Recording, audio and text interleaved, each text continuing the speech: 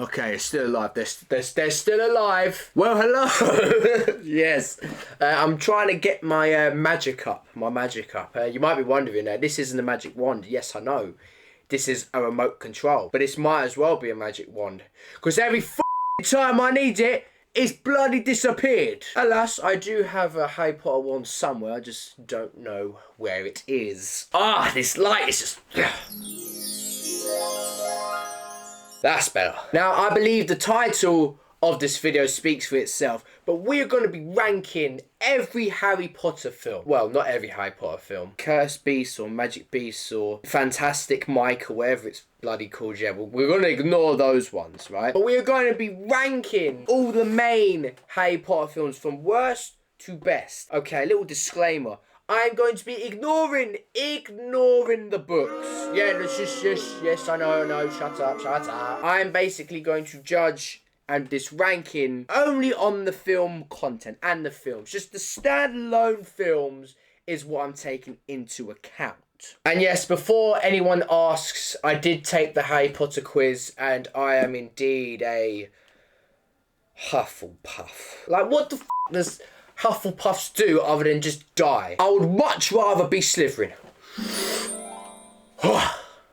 There we go. Okay, in last place, no one likes to be in this spot, I know, but someone has to go there, and it's rightfully so, is going to be Deathly Hallows Part 1. I mean, literally, it is a setup to Part 2. Things I liked about Part 1, though. I love Dobby's death. I think it was emotional. I think it was done brilliantly. I also like the start with the chase sequence with all the Harry Potters and on Hagrid with Harry on the bike. But although that plan was ultimately stupid, because Voldemort bloody found Harry anyway. Basically, everyone in that who died for no reason, because Voldemort found Harry anyway. The pace of the film was also a bit slow. I mean, we had that whole thing with Harry, Ron and Hermione in the bloody cornfields or whatever, and the whole film just felt very slow. I mean, it doesn't make it a bad film, but it just made it feel more mundane and dull compared to every other Harry Potter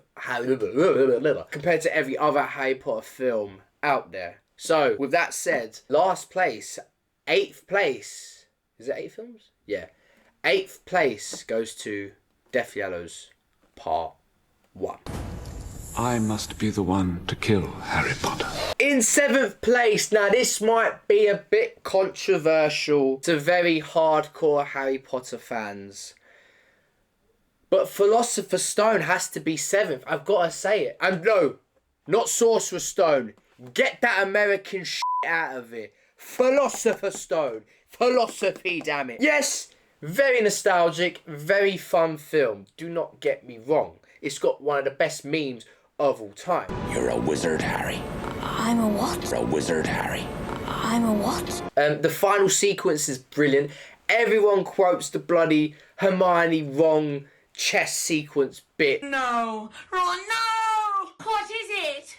He's going to sacrifice himself. No, you can't. There must be another way. But where this film lacks is because it's the first film, you gotta dump all the exposition, all the plot of the worlds. All the world building is done in this, like in the first 40 to 45 minutes of the film. We don't actually get into the actual story until near enough the hour mark. And by actual story, I mean the Philosopher's Stone aspect of the film. And I personally feel like it wasn't explained well enough what the Philosopher's Stone actually is. And the fact that when it's all said and done, we never hear from it again. Like, it's literally gone. The Philosopher's Stone just disappeared throughout the rest of the franchise. And the fact that Harry survives Voldemort in the end because of love is just such a cop-out. It is a cop-out.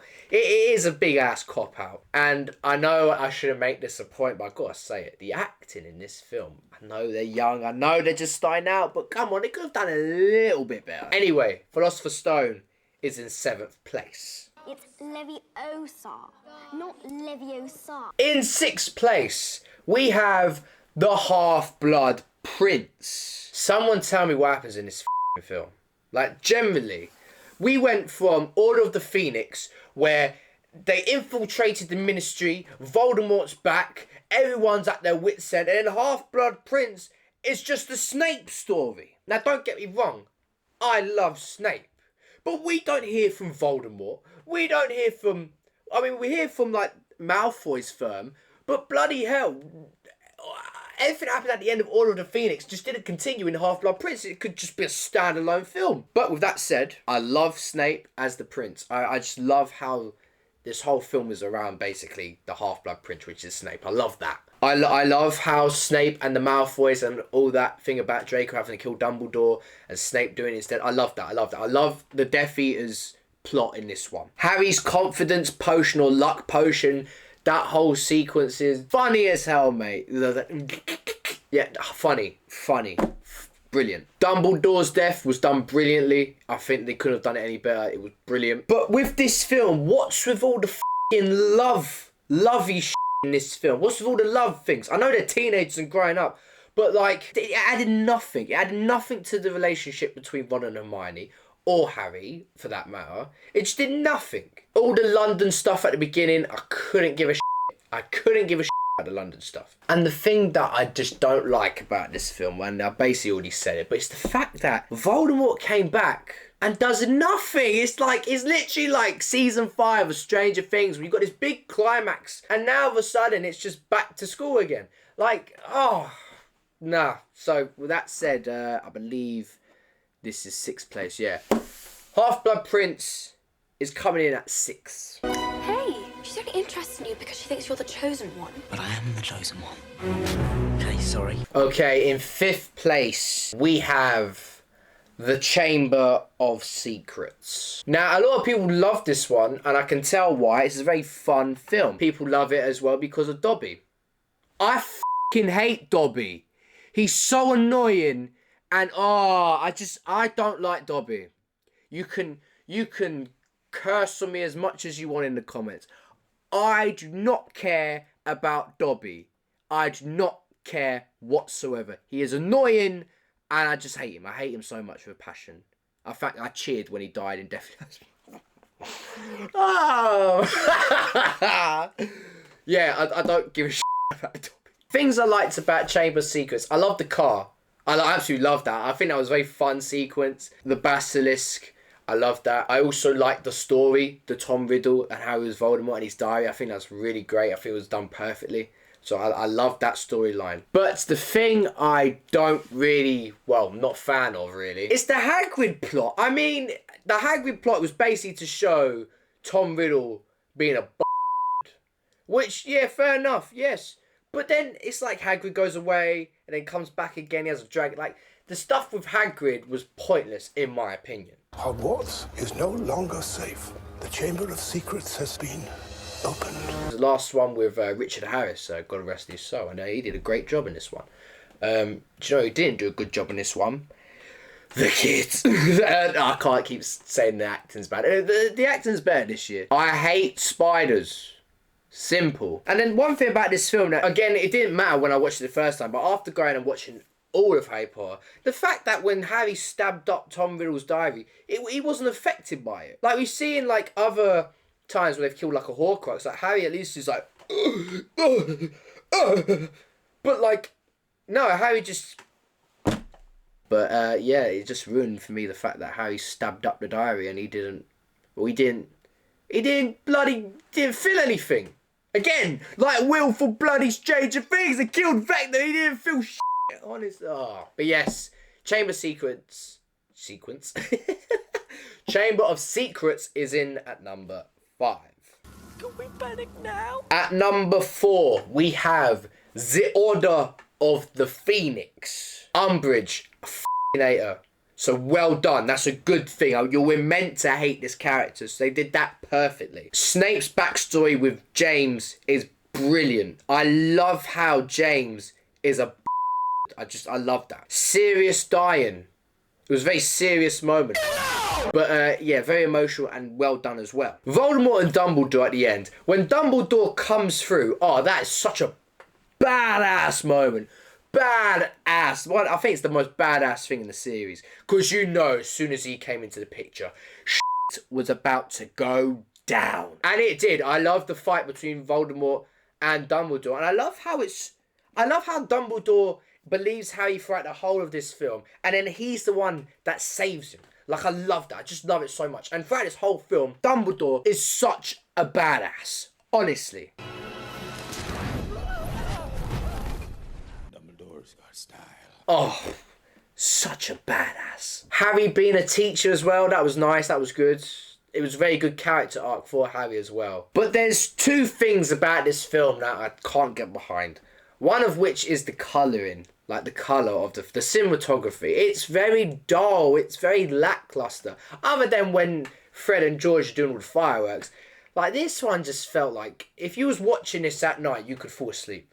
You could generally fall asleep for how dull it is. It's a lot of greys and stuff like that. I mean, it works. I get it. It works because it's meant to show how Umbridge is a bitch. She transforms the world they're in to this dull, mundane life while she's in her pink gaff. Yeah, I get it. But the second thing I cannot forgive and I can't have any leeway for is the plot itself. Why doesn't no one believe Harry? Why? Why doesn't no one believe that Voldemort's back? What? You think Cedric died by what? Food poison or something? I don't know. And what, you're just going to ignore the not FIFA World Cup, the Quidditch Cup, and how there's a death mark and there's Death Eaters. You're just going to ignore that Parliament. You're just going to ignore it. In denial, mate. That's what these sons of are. Honestly. And the fact that there's Dementors all about it. Like, how did they not know this? How does the politics in Harry Potter, how do they not know about their own world? Oh my god. Oh my god, Harry Potter is actually deep now that I think about it. But like, another thing is like, they think Dumbledore is raising an army to, you know, take on the dark side, the Death Eaters and, yeah, the dark side, right? As if there's not a curriculum at Hogwarts literally called Defense Against the Dark Arts. Who the f*** creates the curriculum? Politics. So what, you're saying, oh, you're creating an army. You're creating an army because you're teaching these kids all these spells and shit. You're the one who made the curriculum, jackass! Honestly. Makes no sense. Absolutely no sense. But other than that, it's a decent film and it gets 4th place. Tell them I mean no harm! I'm sorry, Professor. I must not tell lies. Alright, we are into the top 3. The top 3. And what have I got at my 3rd place? I have Deathly Hallows Part 2. Yes, the final film is in 3rd. And a lot of people feel like this is their number 1. But, come on, it's just a fight scene, isn't it? The whole film is a fight scene. That's why people like it. If you're being very honest with yourself, if you take all the fight shit out of it, you wouldn't put this in your top 3, let alone your favourite. Because it's got all the fighting is why it's people's favourite. Let's just be real. Things I liked about this though, the fight, speaking of the fight, I guess, yeah, I do love the fight. I do love the final battle. But above that, I love Snape's memories is the best thing ever. It is the best thing, the best moment in the entire franchise, in my opinion. Snape's memories. Everyone sheds a tear when they watch it because it's just so good. It was everything that went into that was brilliant. And I'm not talking story-wise, production-wise as well. Everything that went into that moment was just, oh my god. Yeah, it's the best moment in the entire franchise. Always. And yeah, if you haven't already realised, I am a huge Snape fan. Hence why I want to be in, where's it gone? Slytherin. Yes. Bad boys for life. Neville's great, enough said. Controversial take, but Harry Potter should have died. He should have stayed dead. He should have died, man. He literally survived the killing curse twice in his life. Okay, once, fair enough. Twice, taking the f***ing piss. Honestly. Because all the other Horcruxes got blown up and obliterated and turned into dust. Why didn't he? Why is he special? He's not. He's not special. Neville is more special than Harry Potter. Big up my Neville fans. Bellatrix's death, great. Get away from her, you. Oh, brilliant. Loved it. Loved it. Also, great storytelling of the Elder Wand and how and who has ownership of it. I guess it's who's the one who it calls to. Yeah, the whole film, the Elder Wand, was brilliant. Brilliant. The Deathly Hallows themselves, brilliant. Now, going back to the fact that it's mainly just an action-based film, which it is, we lose a lot of things. We don't see Lupus and how he died. We don't see how... Is it George or Fred? We don't see how one of the twins die. Wouldn't it be great if we got that scene? Well, I don't know. Let's say Fred and George just fighting the Death Eaters in like in one room. Maybe they're on like some broomsticks or some stuff. And then we just see like the last moments of one of them and how the brother reacts to it. But no, we don't see that. We don't see stuff that could be really impactful. Could have really got the waterworks going. We don't see it. We just see the aftermath. And then we talk about how Lupus's son. Like how he was like when Harry's going to the ghost, he talks about is that your son. I didn't even know he had a son. I didn't even know he had a son. We don't even meet him. We don't even know about it. But yes, that's why it's a great film. Don't get me wrong, it's a brilliant film. That's why it's on my number 3rd. And yeah. Come on, Tom. Let's finish this the way we started. Together. Okay, we are down to the final 2, and well, let's see who's won it. Shall we? Should we do that? Let's do second place first, and then you just realise. But second place goes to Goblet of Fire. Right now, this used to be my favourite. It used to be my favourite film, and I know there's a lot of controversy around that because Goblet of Fire is either people's favourite or people's worst. Usually, kids are saying it's their favourite, adults saying it's their worst. Filmmakers say it's their worst, the average Joe says it's their best. That's the ordeal. But I just love it. I love the nostalgia of it. I love playing the game with the disc. With the disc, there was like a game mode where you used to go through the trials themselves, and it was, I loved it. It's so nostalgic. The trials are what make this film. Would I like to see more of them? Yes. Do I feel like the maze thing was rushed? Yes. Do I feel like they spent too much time on the World Cup?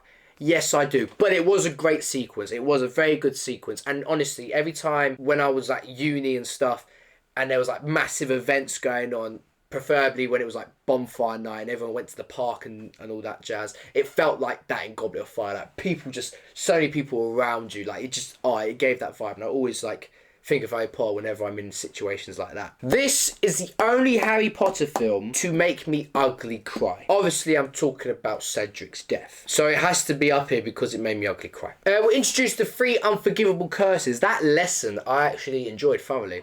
I really did. However, the thing I didn't enjoy is the whole Marty Crouch Jr. all the Doctor Who stuff. Like, all he did was put Harry's name in the Goblet of Fire, to which then Dumbledore asked calmly, Harry, did you put your mother name in the goddamn Goblet of Fire, little piece of answer me? But then other than that, why did he stick around? Why? Why he could just off? Why did he stay and just take over Mad-Eye Moody? And to be honest, when I was a kid, I had no idea that Mad-Eye Moody was a good guy. Like, I always assumed he was a bad guy because this like, it was pointless in my opinion. Pointless, because then we never see him ever again after that, so... But one thing in this film, and it sets this up, and then this becomes a constant throughout. But, Avada Kedavra, right? The unforgivable killing curse. A curse that cannot be repelled and defended against. Well, Avada Kedavra! What do you mean? Well, you said that this was a curse that you couldn't deflect, that it was just boom. And Harry Potter, who's in his 4th year of school, by the way, is able to deflect it against Voldemort himself. Oh yeah, Voldemort coming back, that was sick as well. That was cold. Cold! But yeah, like, Harry Potter should be dead. Honestly, plot armor, I'm telling you. But yes, my number 2 spot goes to Goblet of Fire. Which means your winner and the best Harry Potter film of all time goes to The Prisoner of Azkaban. Oh my god! This is such a great film. It has the best soundtrack. It has the best cinematography. It has the best story. We learn about this serious black fella, and then we think he's a bad guy. He turns out good. And then I can't lie, when I was watching this as a kid, I was terrified. This film scared me. Scared me! But as I'm older, I'm like, damn, that film scared me. I mean, it's a film that's got no faults. Tell me one fault about it, other than that post-credit sexual thing. Yeah. I don't know, they could have just been doing patty cake. Sirius Black, again, like, I hated him until I learned the truth, and that's what this film is meant to do, and he does it brilliantly. The Dementors scares me till this day. Brilliant. The cold, like, sucking your soul, honestly. And then we also learn about the Marauders and learn about Harry's dad and all his firm. We get time travel. Who doesn't like a time travel film? We also got, you know, take it away, man, it's gonna be a bumpy ride. Like, that was, bus sequence is brilliant. The comedy in this film's good as well. You know, the whole, Housekeeping. I'll come back later. Sirius being a father figure to Harry. Brilliant. The map, the Marauders map. I somebody swear I'm up to no good. Brilliant. I used to have a mug back in the day, which was literally the Marauders map. Brilliant. But the one thing about this film that's amazing, is Harry's character arc. Now, Harry Potter during this film felt like his father was the one that saved him, to then realising it was him that saved him, and obviously Sirius. Other than Snape's memories, when someone says what is a moment from Harry Potter, the Harry Potter moment, immediately I think of Expecto Patronum! that whole moment. Orgasmic. I can't think of a better one. Snape's memories takes a lot of time. You know, it takes a whole, like 5-10 minutes. This moment, this like 1-2 minute moment, brilliant, amazing. The flying bird thing as well, brilliant, loved it, love it. And yes, going back to Harry's character arc, he accepts his father's not coming, and the fact that he himself is in control of his own life and his own safety, and he takes that with him throughout the rest of the franchise. The fact that no one is coming to save him, he himself can only save himself. And that is why Prisoner of Azkaban is the greatest Harry Potter film of all time. I did my waiting! 12 years of it! In Azkaban! Ooh, well, that was me ranking all the main Harry Potter films, and I am intrigued to know your opinion down in the comments below. I really want to know your ranking of these Harry Potter films. But before you go, we have the Phantom third installment of Shakespeare for Noobs, where I'll be explaining the plot of The Tempest. Click this video right here to watch that right now, and trust me, it is a great third episode.